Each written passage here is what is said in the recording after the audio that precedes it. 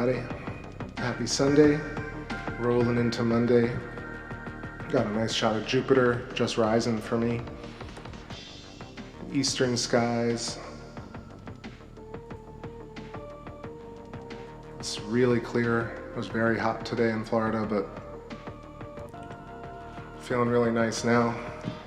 Got a coffee, got some planets, stars, and some tunes. I also accrued a few images, so I'm going to show them later and send out some links. But let's settle in, get some jams going, and we'll check out some zoomed in shots of both planets. We'll talk about some fields, talk about some geometry, start the week right.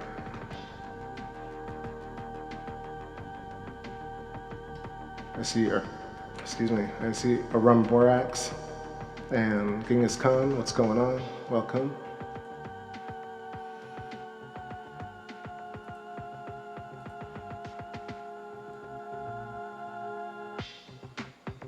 What's going on, Cyber Sully? Welcome.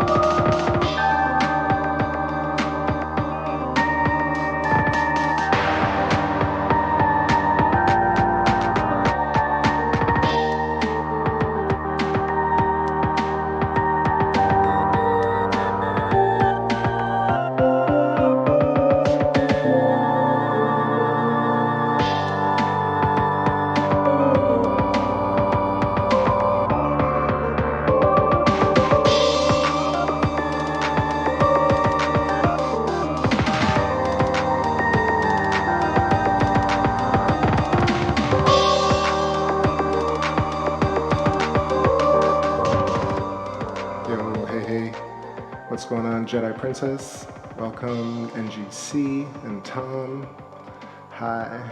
Hope y'all are having a great night. It's gonna get a little bit better from here on.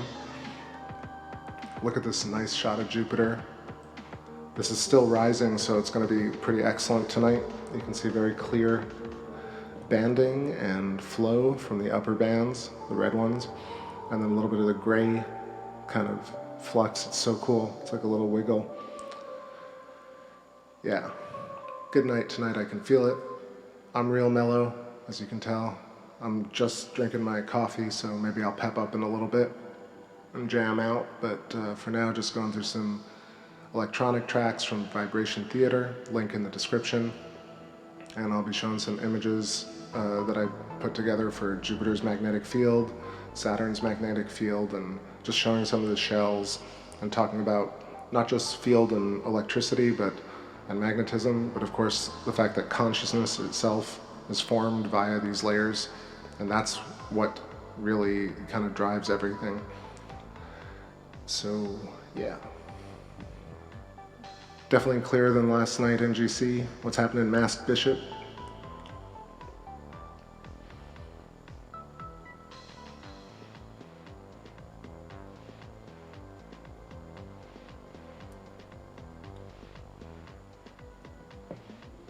Yo, what's happening? Somebody somewhere. Welcome, everybody.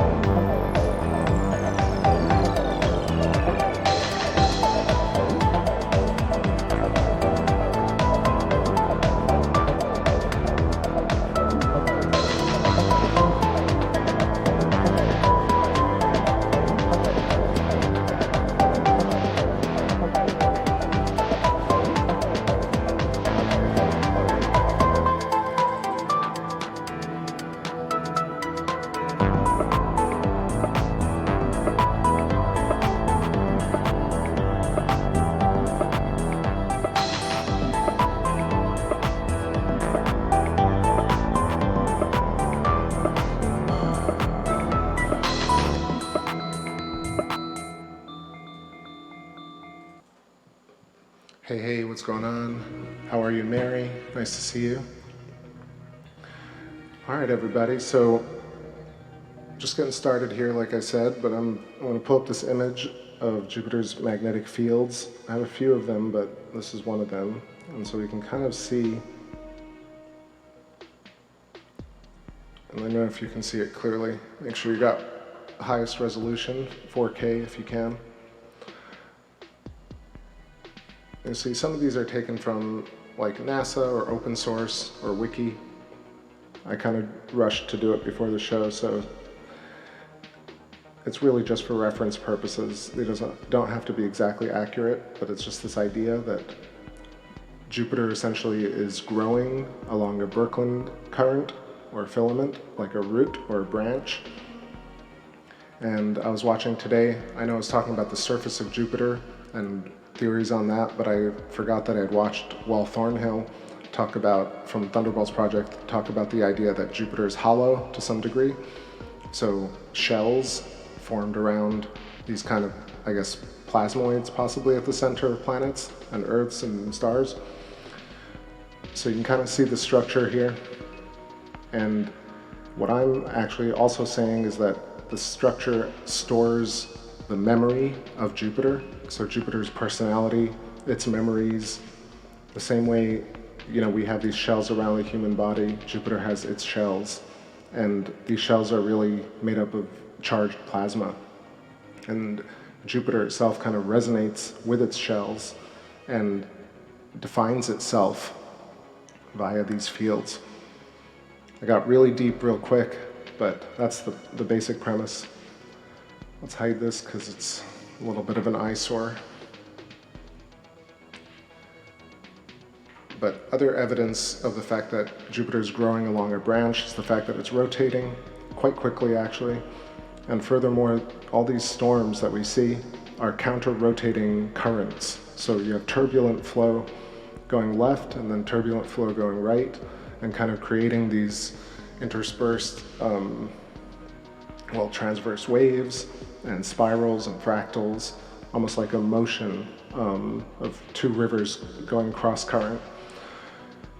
So tons of them, and then towards the top you have aurorae, and you have this idea of, you know, we see a spherical Jupiter, but in fact it's more like a tube at the top of Jupiter, but the middle is bulged out. So it almost is like a sphere with a tube at the top and bottom, where energy is coming in and out from the surrounding ether. Plasma talk, exactly. So I don't know if we'll get the red spot tonight. I haven't really trusted Stellarium with the Great Red Storm prediction, so we'll see. Maybe Jupiter's just rising, so potentially the Great Red Storm is right around the left corner and will appear soon. I'm going to switch over to Saturn real quick so we get a good balance between them, but look at this excellent detail on the upper bands. These flows, if you could see them, are like really just akin to spiral galaxies or spiral storms. Everything is tornadic and vortexial, and this was proven by countless experiments, and even today we have plasma science from popular sources like NASA and government agencies, but they talk about it in terms of this very primitive understanding, when in fact, this whole side study from Wal Thornhill, Talbot, Velikovsky, Christian Birkeland, Hans Alfvén, and many others have really taken it much more seriously and have known that space was electric and was set up this way intrinsically for a long period of time. So there's some sort of discrepancy with popular science. And in fact, one more thing is, I was listening to Wal Thornhill talk, and he said, the people who have been indoctrinated the most will be the last people to see a paradigm shift coming. So it's very fascinating that really so many people really in the astrophysics community rebel against this idea that space is electrically active, that planets can move, that they have consciousness potentially, that they generate magnetic fields and electricity via interaction with the ether. These are concepts that are vehemently denied by astrophysicians. But it makes a lot more sense in terms of planets birthing other planets, galaxies birthing galaxies, same way humans birth humans and animals birth animals. Why this idea of the accretion disk model is just something that's so not natural, in fact. But we'll get into that later. A little more tunes here, and let's go over to Saturn.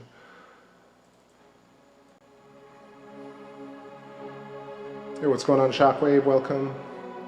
And everybody else joining. It's already cooking over here, but that's all the heat from the show. What's wrong? Being silly. All right. Bring me back. Just bring me back out of the cold.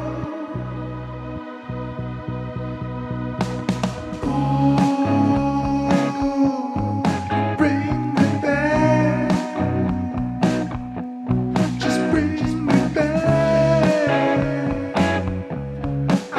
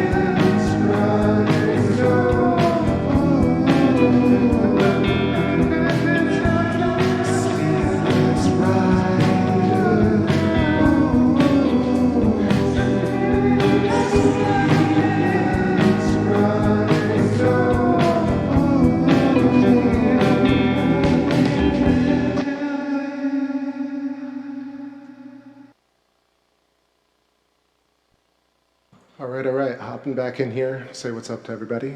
What's happening, Lost Brooklyn? What's happening, Flag Machine? What up, Bumbaclot? How's it going?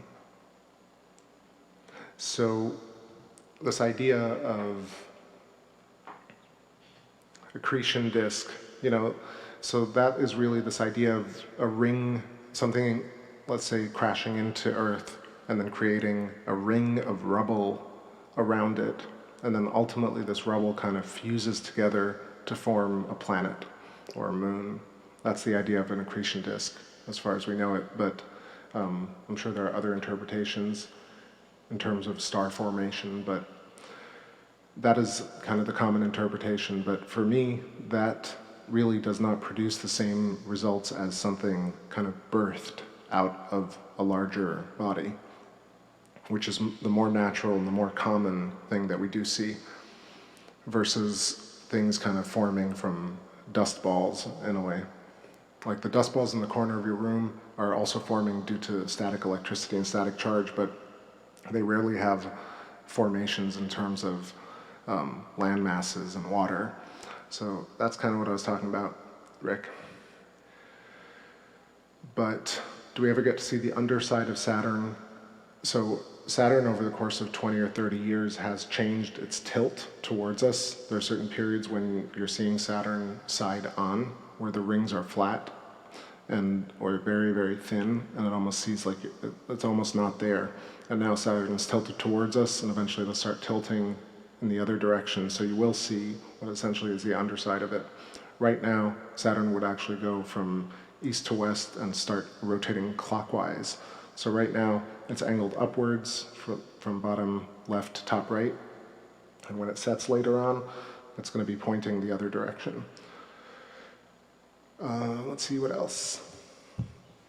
Oh, in terms of giving off its own light, that's a little bit deeper of a conversation, but there's this idea that I hold, given the stuff that I've looked into, the fact that as soon as you exist, as soon as something exists within the potential energy of the magnetic field or the ether, that as soon as some sort of pinch happens from resonance, then things immediately start to receive light and emit light along a large spectrum. So even though, you know, if you look into Kirchhoff's law of black body radiation, this is sort of that study that I was talking about with that Pierre-Marie Robitaille, Sky Scholar, talks about a lot, goes into a lot of detail.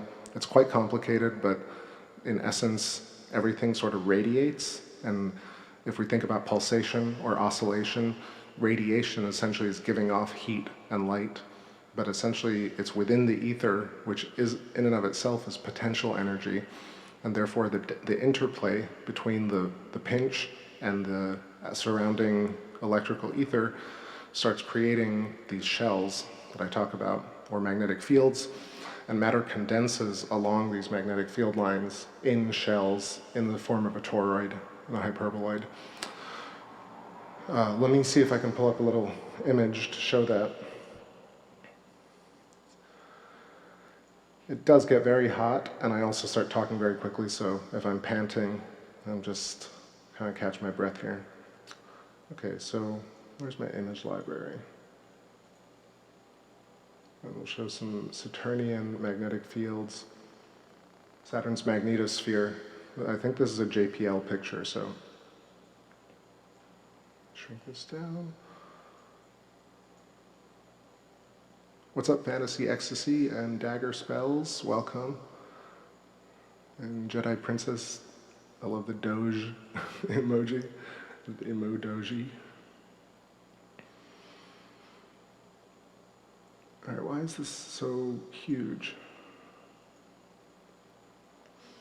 All right, whatever. I can move Saturn over a little bit to the left and kind of see what this idea is. So this is an image that shows a lot of different things. It shows the ring current that's much further around Saturn than just the rings that we see around Saturn. It shows the accretion disk, or the inertial plane that Theoria Ken talks about when he shows the ferrocell and the magnets, where matter compresses that we see, and everything around it is counter space. So you have the ring current, you have the dust, you have the aurora, you have this kind of almost like stretching. You can see it's the arrows from the solar wind, and that means that from the direction of the sun, these shells are being blown backwards away from the solar wind, and therefore you get this kind of teardrop shape pulling away. And if you see Sapphire Project, you can see how that's done in a laboratory, and you'll see those kind of plasma shells, these gradiated shells that kind of push all the hot ionized gases outwards, and essentially it organizes elements and molecules according to shell structure. And in a way, it's the same way humans are grown along these filamentary branches. So what you're not seeing here is the fact that through the bottom and top of Saturn is a twisting Birkeland filament that is connected to a larger root network of electrical roots going through our solar system, and it's powered by the sun. And a lot of people are going to say, hey, this is all crazy, what the hell are you talking about? That's fine. It's tough to have your own opinion about things. And like I said, I didn't even come up with this stuff. This is Hannes Alfvén, Wal Thornhill, and a litany of people have talked about these different things, from Velikovsky to Ralph Jurgens, and of course the Sapphire Project, Donald Scott, Pierre-Marie Robitaille. But putting it all together is, I think, very important. Yo, what's going on, Debbie Carson? Welcome. And yeah, so it's pretty fascinating, but you can see that there's terminology that's very confusing here, where every kind of shell and system around Saturn has its own function. But in a holistic fashion, if you look at it in terms of, you know, your human body, you have the same sort of shell, and you're being blown, so to speak, by the solar wind. And so we're walking around with these shells that I believe, and I think Eileen McCusick believes, Hold and Rupert Sheldrake believe that this loosely kind of formed plasma shells actually contains, you know, personality, memory, genetic code, DNA. Our life is stored in these shells. So it would beg the question as to, does Saturn actually store its own memory in these shells that we can see over here in this diagram? So it's not necessarily saying like contemporary pop cosmology is fake, but it's actually saying that there is a reinterpretation of the data from a purely, you know, holistic standpoint, and even, you know, quantum mechanics standpoint that pulls it all together.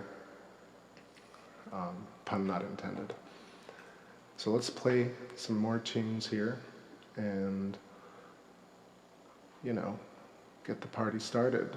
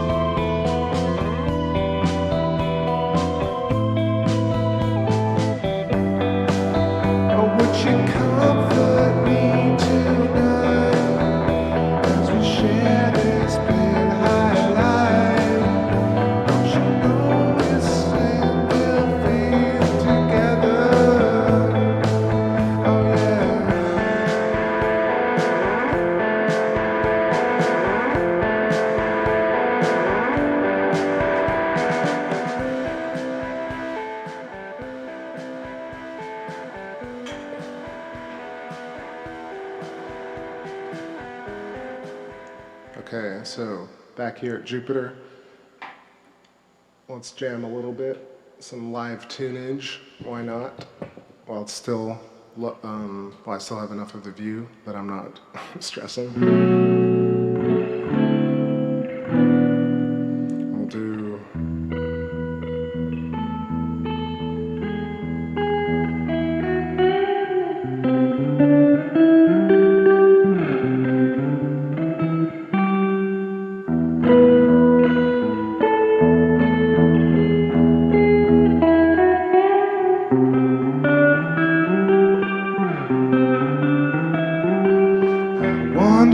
this dream, fly away from my sinking body. I got dragged into this place, back from time and space. I was in line for another party. My son came along, asked me where the hell I thought I was going.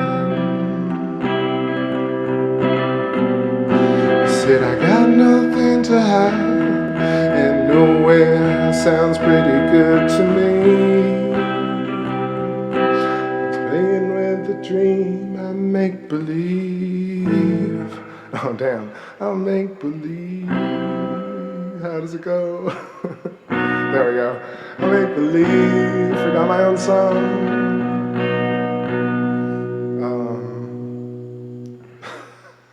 Completely forgot it. But, playing with a dream, I make believe in the light of the moon.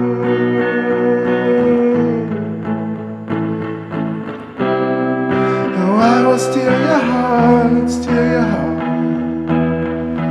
In the light of the moon. I will steal your heart, steal your heart.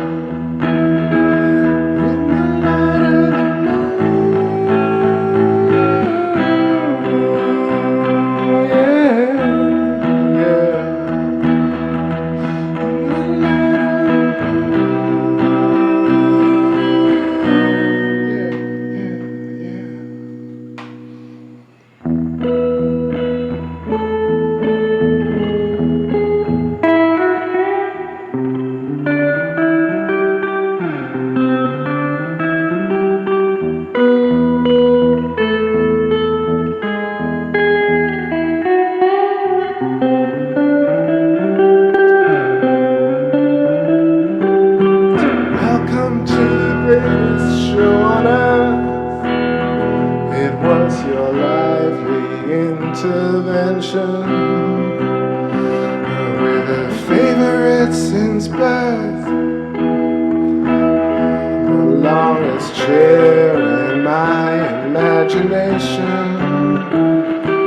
If you speculate the worth of a lifetime in search of good intentions, you'll find out what to do. Don't man, then you're screwed. You'll burn in search of the truth and make believe in the light of the moon.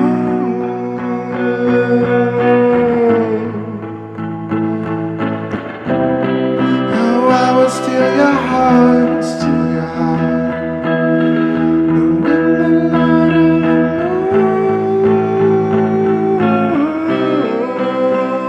Steal your heart, steal your heart.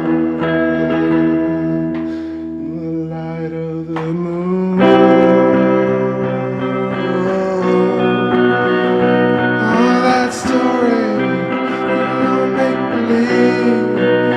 Oh, that story, gonna make believe. Oh, that story, that story.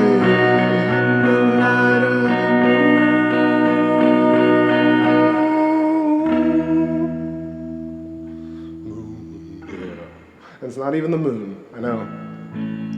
One quick one, and then switch. I don't know why it's drifting pretty hard tonight. Pretty hard, but I love the way I go right into the hard songs, but every song is difficult if you haven't warmed up. All right, so a little bit of Hurricane now that I can play it better. Also, lyrics would help. All right. See,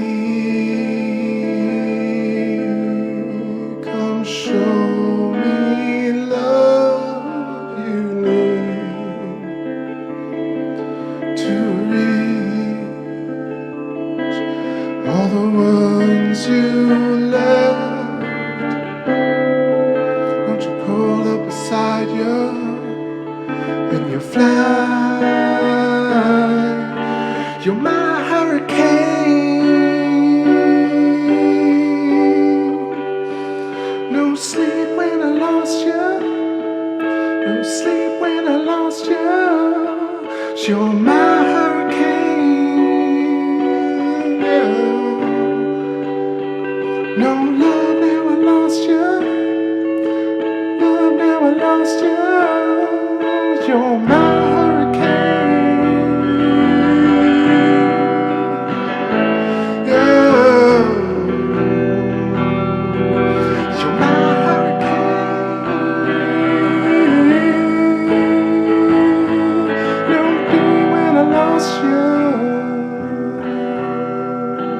You're my hurricane.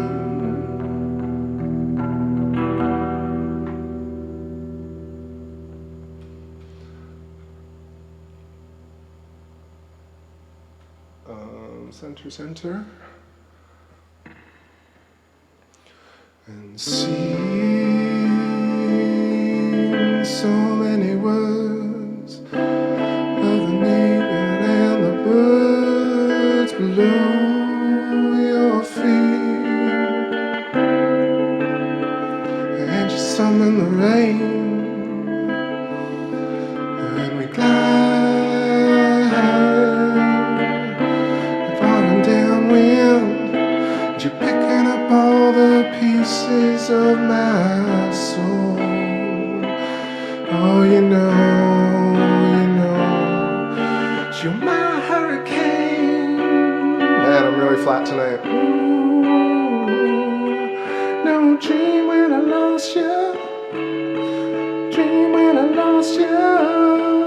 You're my hurricane.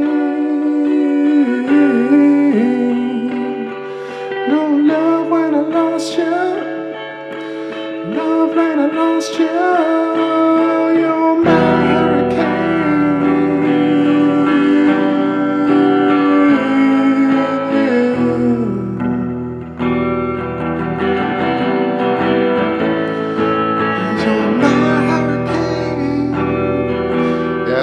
tough. I'm just cracking right at that point. So that was a fail. I'll have to practice that some more. Just need a little bit of water and play a little bit of tunes that have been recorded. It gets so sweltering. I'm like literally dripping. All right, Bottomless Soul, properly recorded.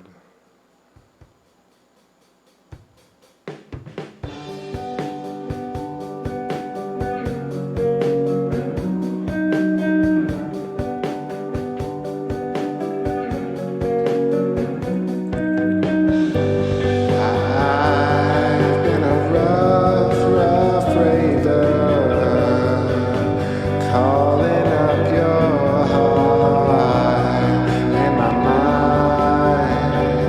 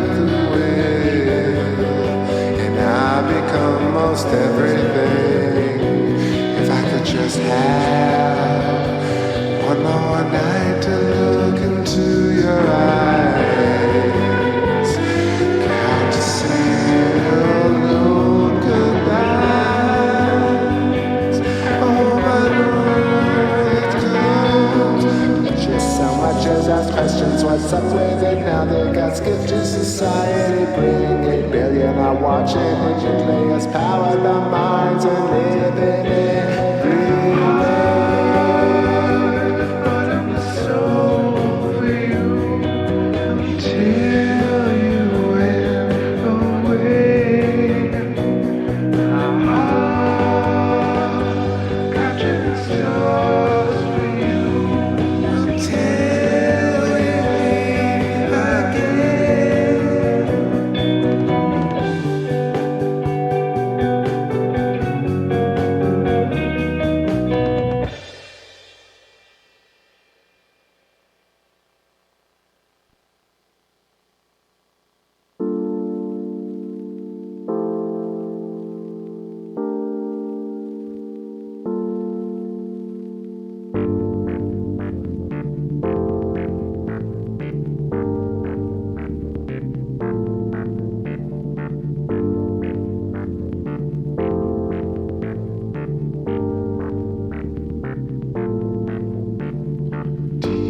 Inside my soul, you keep me waiting.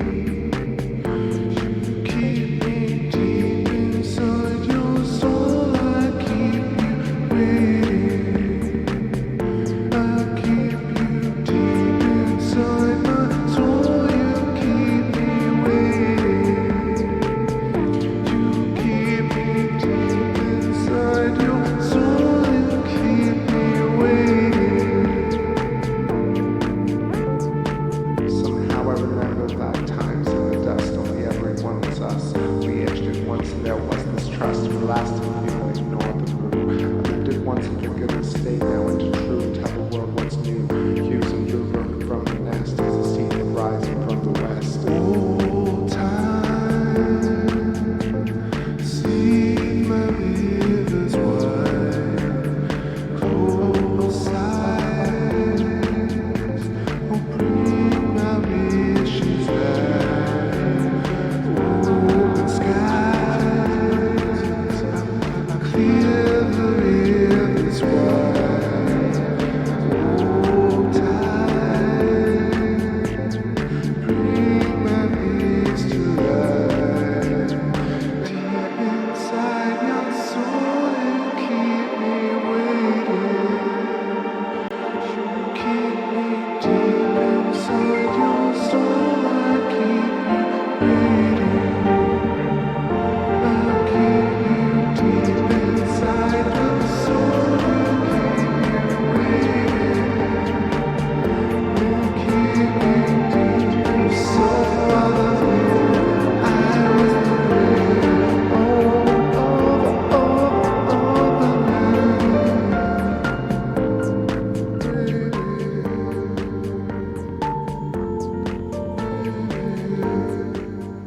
Yo, yo, what's happening? Just want to hop in here and say what's up to everybody joining us. And yeah, I don't know, those songs are kind of high pitched as well. I hate like failing, but that's how it is. You know, I'll sing a little bit more, but lower. Thanks, Session of the Nile, welcome. And yep, Io is to the right of Jupiter right now, and you can, I even think we were seeing the shadow of Io to the top right of Jupiter when I had it zoomed in. The star to the 3 o'clock position, that is a magnitude 7.6 HIP 97301A. So that's just the code for it, but if you look it up on Stellarium, you can see it. Usually they're not named stars that we can see, but there's another one to the bottom left corner, that's a 9.6 magnitude without a name. From left to right, Callisto Europa, then Io and Ganymede to the right of Jupiter. It's already starting to creep up to my windowsill, so I'm going to stay on Jupiter for a while. And I just wanted to say hi to Electric Universe Eyes as well. Welcome, brother. I saw a video of yours. Actually, I went and watched a couple of them. Love what you're doing. Excellent. Let's see. I'm painting the floor of my shed. Good tunes to rock to. Awesome. Yeah, let me know how y'all are feeling.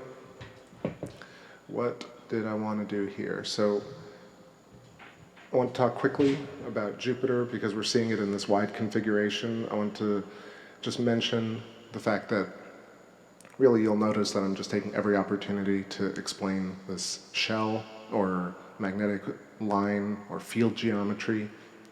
And it's just so obvious to see that, you know, moons form along this inertial plane and matter compresses. So we see the matter that's glowing right now, but really dark matter or cold dark matter or absence of matter is actually the negative space, it's counter space, kind of forcing, it's almost a mirror image of these moons that we see, and Jupiter and even the stars around it are being kind of pushed into place, compressed down into these forms that we can see, because we ourselves are those forms as well, like complicated forms. And we have our own kind of orbits and paths. I want to show one of these images while I talk about it, and I'll center Jupiter a bit more. Yeah, I think it was, actually Jupiter is quite bright. It is, in this cycle, it's much brighter in terms of magnitude compared to Saturn, which is much dimmer than it normally is, even though they're very close. That's why when we switch over to Saturn, that's kind of much, it doesn't have that kind of detail that we're seeing with Jupiter, where it's like it's off the charts glowing. Where is my remote then?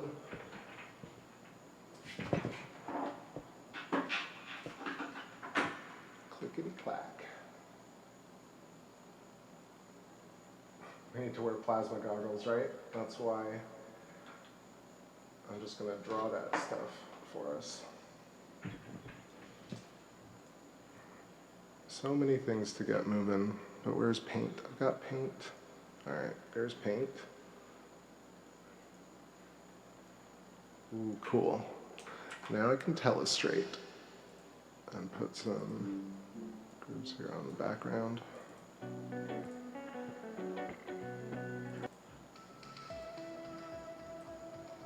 Sweet. Yo, what up, Copper Tropicals? Nice to see you. All right, so drawing, sketching here a little bit. So the idea is that there's a Birkeland current, a twisting electric filament that Jupiter is grown on.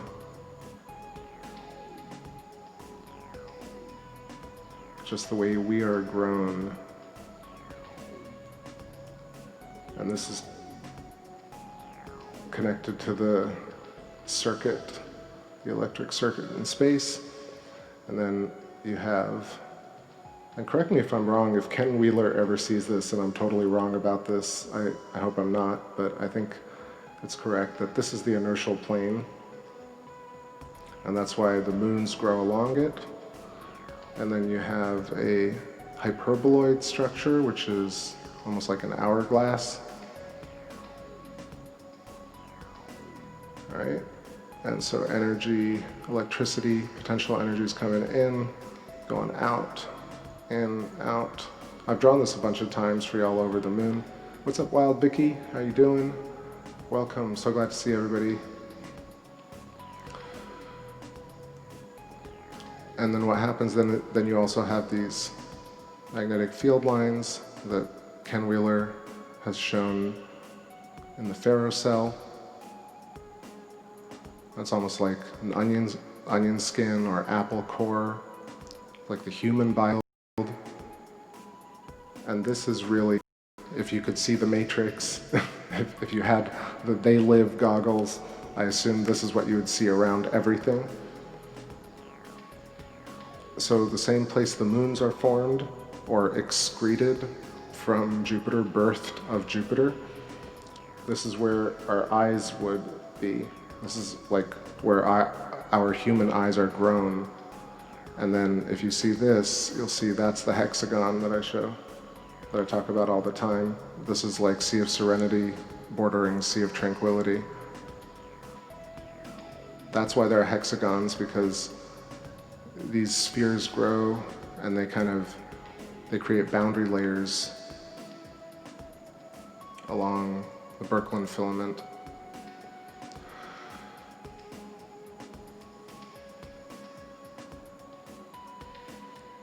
So yeah, so Jupiter has its own kind of expanded magnetosphere, an ionosphere, but they talk about this in terms of, electricity, plasma, space, even, between electric universe and popular cosmology. They never really refer to this as possibly consciousness. So how are we conscious? How are planets conscious? Or self-aware, if you want. And I think this is like one of the big questions that you see in all these videos on YouTube, and people have all these different ideas about it, but they never really refer to anything physical. So physicality of consciousness is this nodal center point, which is the moment of now, Jupiter's Z-pinch, and oscillating and creating new layers of information as it's interacting with counter space. And these layers, as they move through, as along the vector of the Birkeland current twisting, they're creating counter-rotating shells, and these shells store and imprint information. And from the vantage point of the Z-pinch, these layers are time as well. So from the very closest shell to the center is the moment that's happening right now, and then time is fleeting, so it's moving away from you. And then these outer shells over here, that's like the birth of Jupiter. So Jupiter carries its own retentive memory of everything until it bursts like a bubble.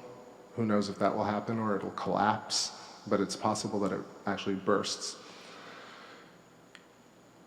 So this is what I think is truly like geological formation, human formation, and what happens is if you interlock and space this geometry in the most condensed and dense way, dense packing, you'll see that all the forms in nature that we think are unnatural are fully natural when it comes into existence along a Birkeland filament.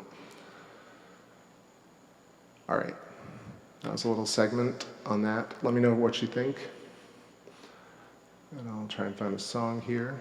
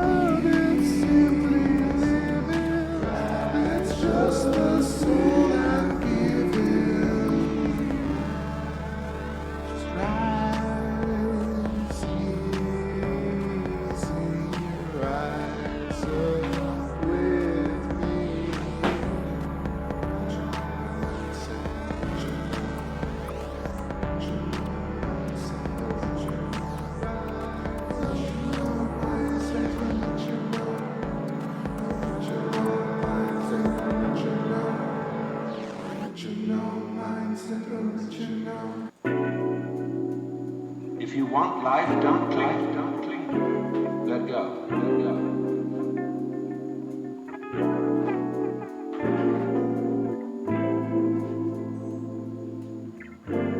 How can I desire not to desire? How can I surrender myself when myself is precisely an urge to hold on, to cling to life, to continue to survive?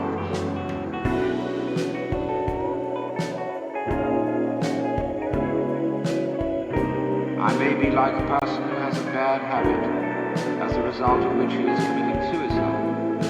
He knows that, but can't give it up, because the means of death are so sweet. way the world actually is an enormously complex, interrelated organism. People undergoing shock, people locked in the colorless, monotonous corridors of mental institution. If you want life, don't think. Is that if you are really aware of your own inner workings, we didn't have some campaign to have an improved brain. When you see that there's nothing else, there's nothing else.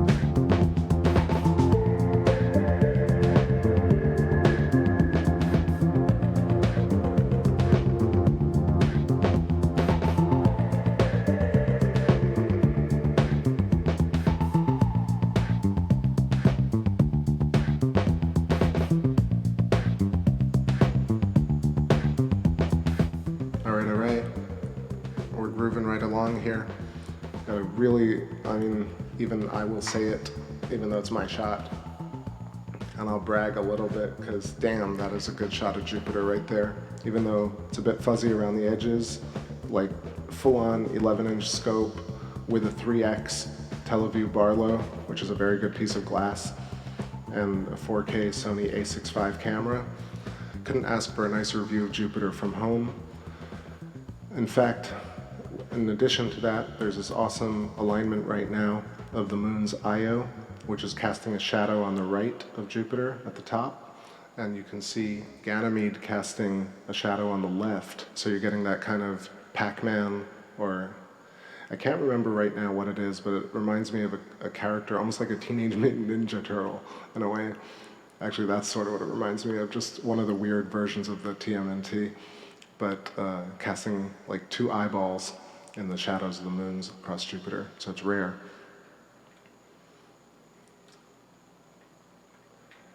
Thanks for all the kind comments about the music. I'm gonna play some stuff from Captain of the Stars right now, play some old school jams, classic from the archive. I want to say what's up to Loops Deloo. I'm glad you're getting some clear skies and some stargazing. Cichlid visuals, nice to see you. It's been a while, I'm glad you're here. Glad you're all here, hanging out.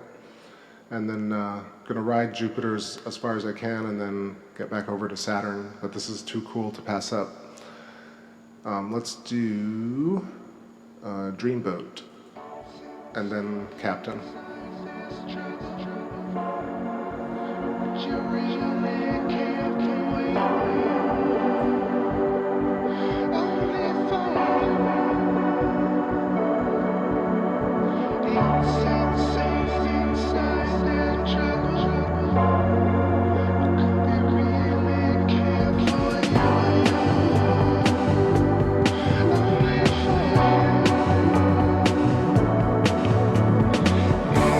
Insane.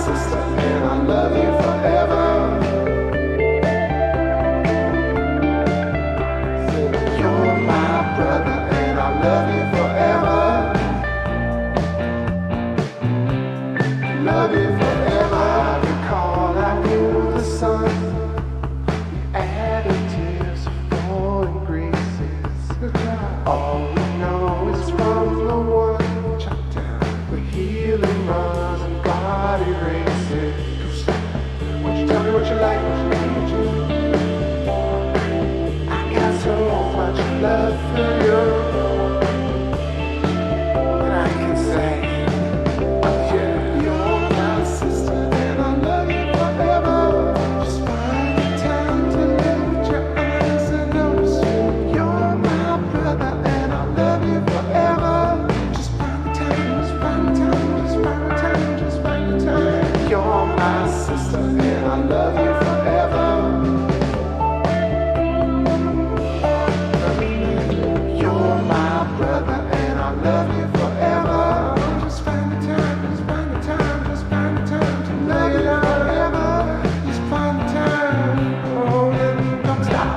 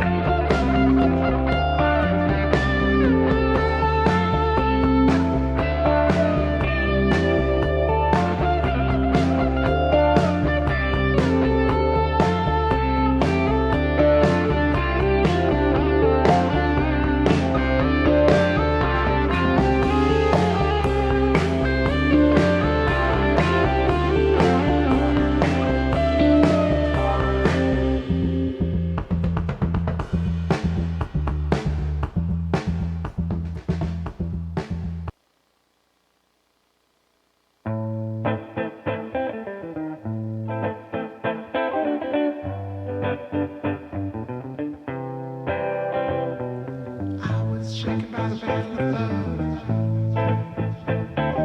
Mom never said that I had to get older. 'Cause I was thinking of calling you up to bring me back towards emotion. Let's meet down by the house of cards and watch the sun go supernova. 10,000 days on earth I've waited all alone the trip. 10,000 days on earth I've played along while the record skips. And all I've got to say, we all rock the same. Oh, all I got to say, we all rock the same. Come on, high, floating slow the desert sands. I just know mirage, higher, floating slow the desert lands. Throw your arms down.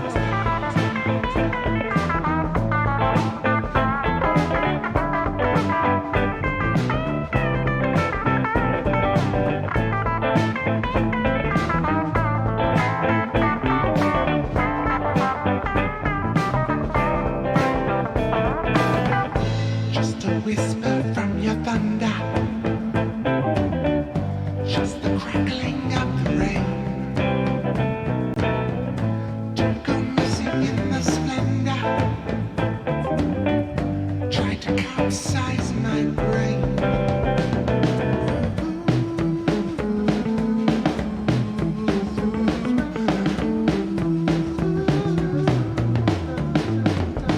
And all I've got to say, we all rock the same.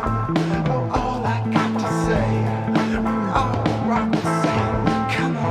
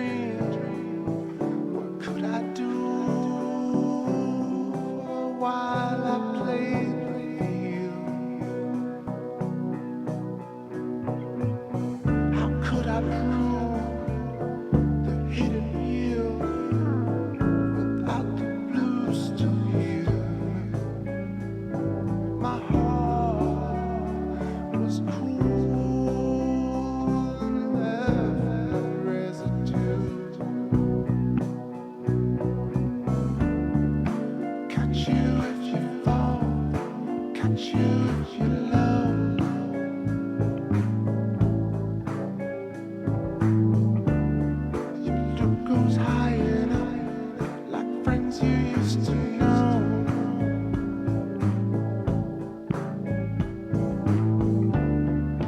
Catch you if you fall, catch you when you're low.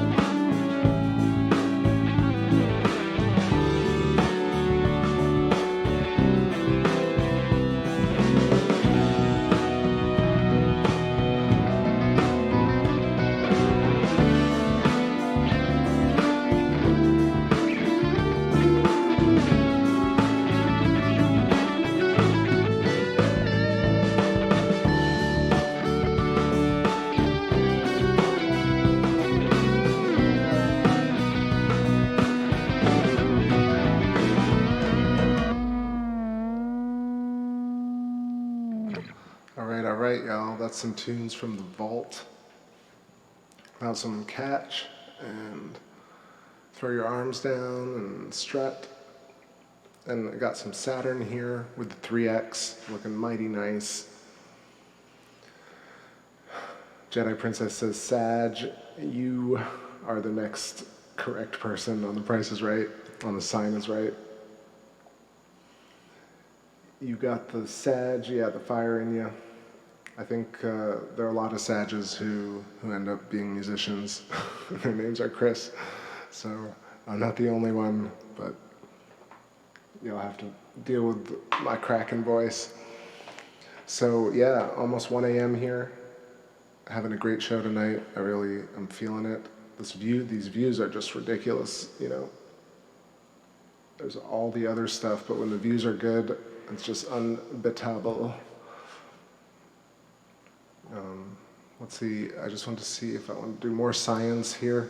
I think I chewed y'all ear off earlier about the plasma stuff, but I'm going to do just a little bit more here. I'm going to power through it and sketch a little bit on top of Saturn and drink a bit more water.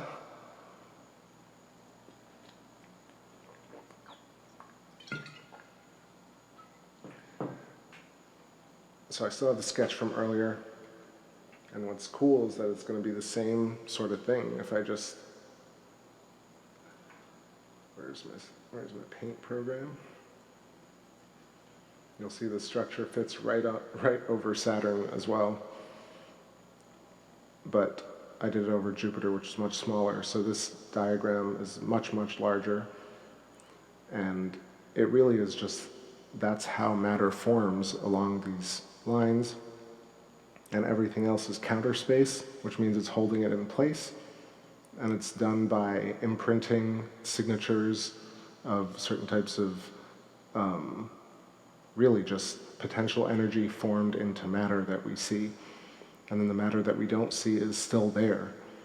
And it makes so much sense to not just imagine it as this spooky stuff, but as something that's necessary and that exists holistically in space and is electrically important. The other thing to note is that planetary charge and magnetism doesn't necessarily need a core.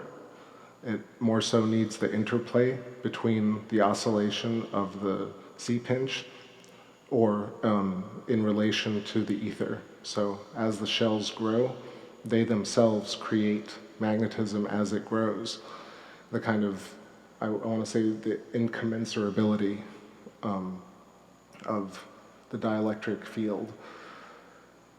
Those are big words, but I explain it much more poorly than Ken Wheeler does. So check out Theoria Apophysis channel if you want to look into that. I know all of you have, most of you have at least. What's going on, Ryan? And anyone else joining, hanging out? Appreciate it. I'm starting to fade a little bit, so I'm gonna start winding it down here. A couple more tunes from the archives. Let's see, something from calling my mind. How about Game of Life is good.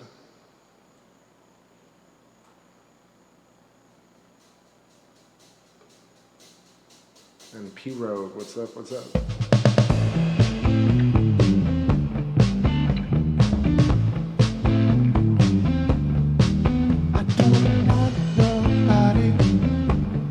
Else but you.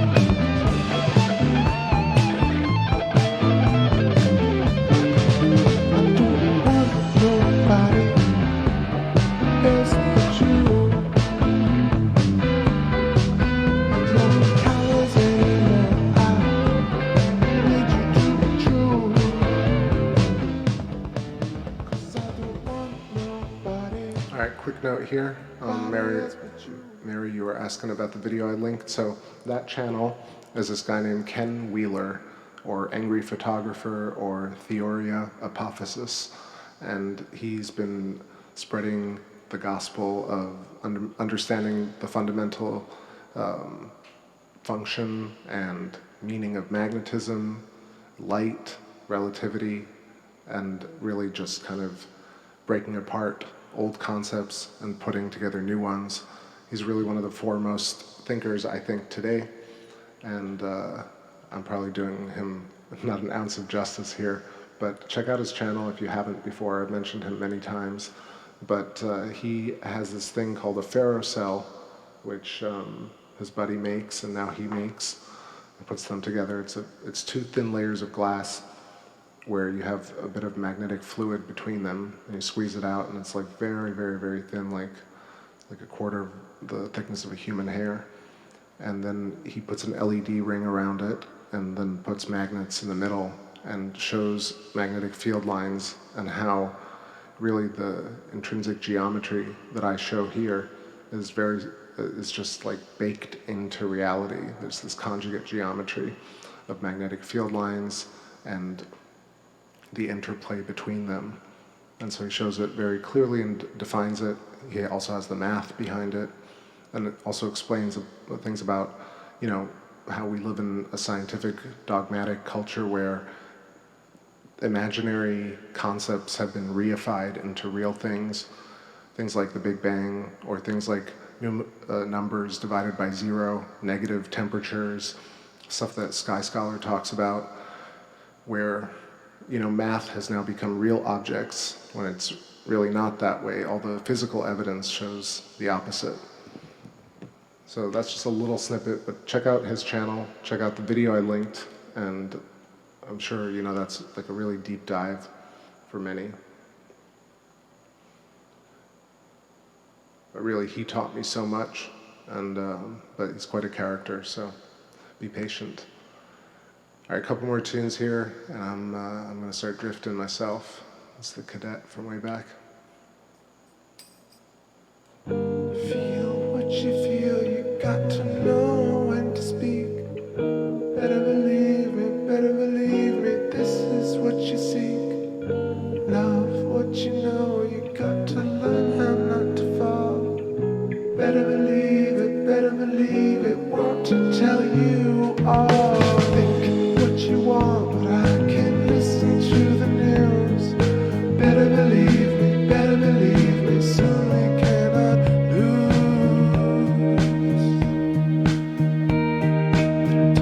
Oh, bleed, how we bleed, you got to know just when to heal. Better believe me, this is why we're real. Don't know what you don't know, just know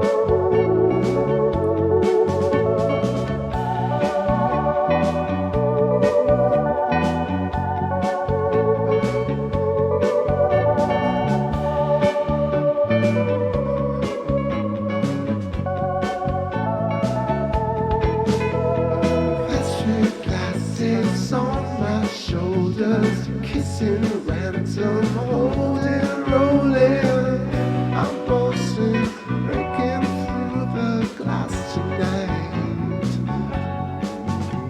Got a million lies to see through, but I never had the nerve to call you. 'Cause I cry when I kiss you. I cry when I kiss you. A lesson learned waiting at your door. I cry when I kiss you. I never was a fool before. But you tried, but baby, just try. I'll crash into the wall with you. Just send a plane, I'll fix the broken hole with you. 'Cause I cried when I kissed you. Oh, I cry when I kiss you, darling.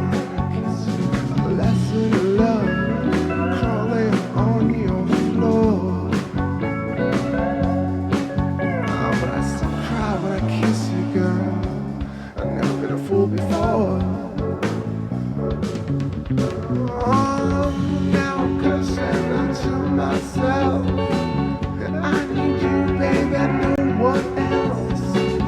And I'm pushing to the moon just to be by your side. I still cry when I kiss you, girl. I've never been a fool before. Yeah.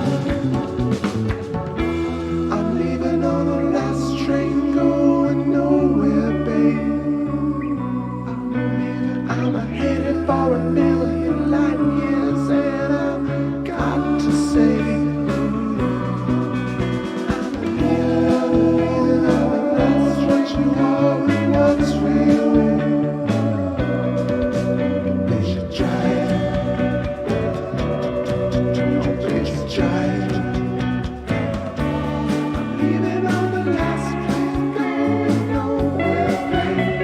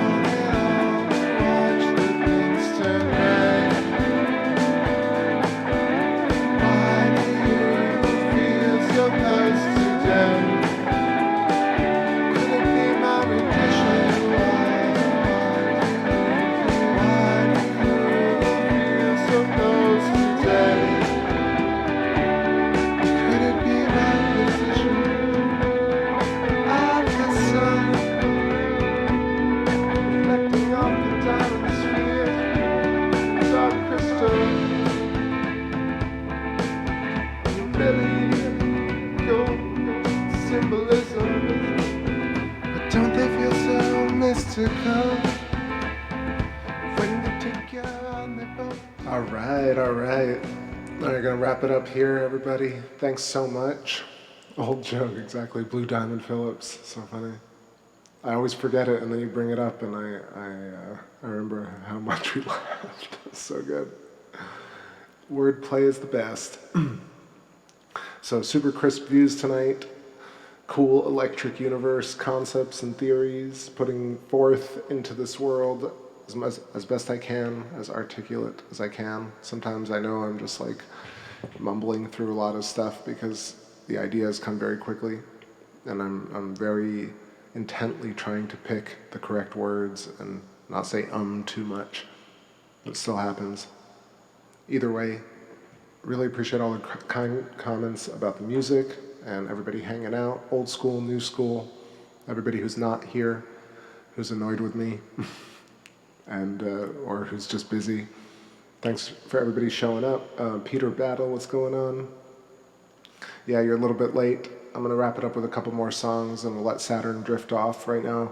I got the like a wide shot, so basically I hit record on the camera so it's kind of full screen, and it still has the 3x, so we're getting a nice, like, this is what you would see if you actually looked into an 11-inch with a diagonal lens and like a 2x Barlow. In the eyepiece you would see Saturn like this, and you know, it does have like the depth, not like the depth, it has the depth, but there's something about seeing it within an optical piece that just boggles the mind in terms of how we connect with these planets. Again, a quick kind of concept is just that the stuff you don't see when we're looking at Saturn is this huge plasma sheath, these shells around Saturn that are Saturn's memories and personality and consciousness, and we resonate with that, and that's profound, way more profound than we're islands in space separated by emptiness. It's much more logical that we're connected directly to Saturn and Saturn to the sun, and we're just as powerful as these planets because we're in the image of the planets. All right. Have a great week, everybody. I'm going to be back, I'm sure, a couple of times this week to do some planets and also the moon whenever I get the scope sorted on the back porch. But ready for some summertime astro. Yeah. Mary says, do Saturn's rings spin? Well, in terms of the way Saturn is kind of turning, they are. They all have their, I would imagine, in fact, that they're like counter-rotating rings. If you look at the Cassini mission, you'll see that we have really close-up shots of the rings, and they have different kind of orbits, and you also have the moons of Saturn that kind of intersect the rings sometimes. You have the Cassini division, which is this very thin, like dark layer between the outer ring, and you have the inner separation, and this is kind of what I was saying about checking out Ken Wheeler's videos, is that he shows with the ferrocell this areas where there's like absence of magnetism and areas of magnetism, and it really looks like the planets, and it looks like these deep sky images. So we have physical representation of what space looks like using very simple devices. So yeah, like floating meteorites, but really it's almost like dust bunnies in a way. They're being attracted to this concentric geometry that's around Saturn. And Saturn is along a filament, and it itself has like a twisting, I want to say centrifugal twisting to it. So Saturn itself is turning, rotating, Saturn's rings are rotating, but like Jupiter in a way, I imagine that they're counter-rotating, which is a signature move of Birkeland currents. If you follow Donald Scott's model of a star, I'll do more of this stuff. I've actually been aggregating some images and diagrams to show, so I'll talk about it more, but I'm gonna go chill right now. Thanks everybody. Let's see what song I'm gonna go out on. Let's do,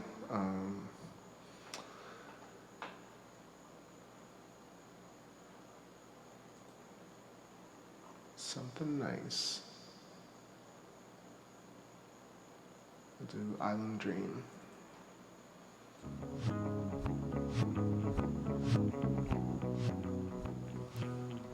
I guess got some more questions in here.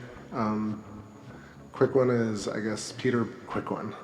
David Icke is never a quick one. But Peter Battle says, what do I think about David Icke says about Saturn? So quickly, David Icke thinks that Saturn is a representation of the black cube, is that it sends an alien or proto-human civilization signal from the progenitors, the giants that live in the rings of Saturn, and sends Moon a signal that is amplified and keeps Earth in a prison planet mentality, in a prison complex. It's a very interesting story that I've studied a little bit. I mean, right now I'm just kind of pulling together some of the old memories that I have of it, but I've listened to a lot of David Icke's talking, and I kind of find him sincerely, I find that he's fascinated with the material, but I also know that there's a point where it seems like he was compromised when he started working with Credo Mutwa, and he was talking about, reptilians, and I think he got compromised and he went down this like human-animal hybrid, human-reptilian hybrid juncture. I don't think that's a real thing. I think there are lizards and there are people. We all coexist. It makes much more sense that we are the same geometry as lizards, but it doesn't make sense that humans are actually, have lizard heads. Now, is it possible? Maybe. Maybe Egyptians had people with jackal heads and lizard heads, etc.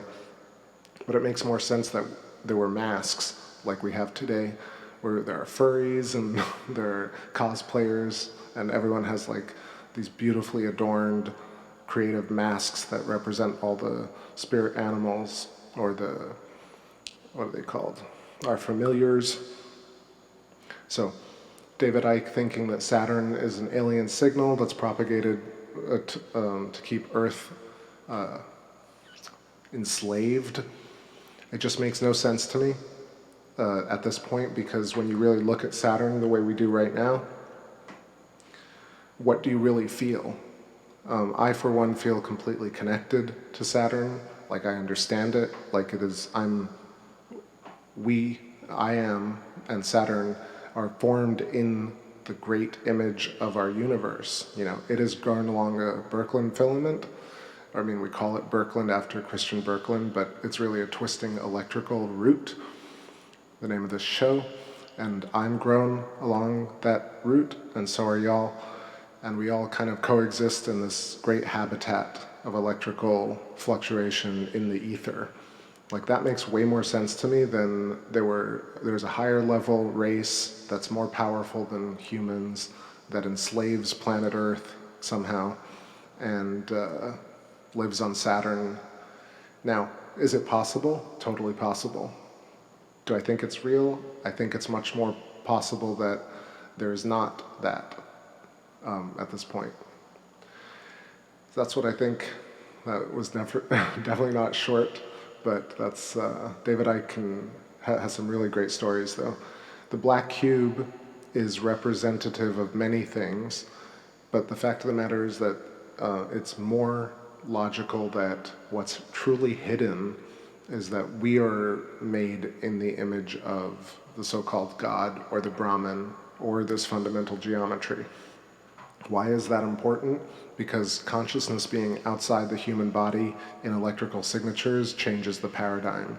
Because planets interacting on a quick scale, moving back and forth, and not being ancient and settled, changes everything. The real hidden truth that I shouldn't be saying on YouTube, but whatever, is the fact that this geometry is what everything is. So everything is conscious. Everything has these shells, this personality or conscious imprint in the ether, and death is probably living in counter space, waiting to be re-merged into what we consider matter, and is probably moving along a Birkeland filament in a spiral. And I think there's probably a lot of research that's been done down this rabbit hole that is much more advanced than what I'm even talking about. Either way, I think the stories that we hear on YouTube, you can kind of take a little bit from each of them and formulate your own new theory. You could also take people's theories and you know, thrive with them specifically. But for me, I feel like David Icke really is all about this whole wake up sheeple type thing, and I'm not about that. I don't think everybody can wake up. I don't think there can be total peace and harmony. I know a lot of people dislike when I say that, but I think you need both in order to have a really stable system. Just like the Earth is now, like there are 4 billion more people on Earth than there were in the 70s. So Earth is doing fine, and we're doing fine. It's just a perspective thing. Oh yeah, and then, you know, Tess has been doing great work on, you know, comet interaction. I was watching a thing about Queen Elizabeth the other day, and I realized that all these these historians who are in these documentaries never really reference what the scientists were doing or the astronomers were doing at the time. All the British history stuff is never really talked about in terms of, oh my gosh, there was a plague, but, you know, were there a dozen comets nearby? Was Earth going through a magnetic flux? Like, these things are never talked about in the context of, you know, the French Revolution or anything in the 13, 14, 1500s is devoid of astronomy, and that's really strange. That's a whole other rabbit hole for another show. Anyway, thanks everybody. I go through and mention everybody, but sweepingly, I appreciate you all. Have a great day tomorrow, and be well until the next trip. Island Dream out. And breathe.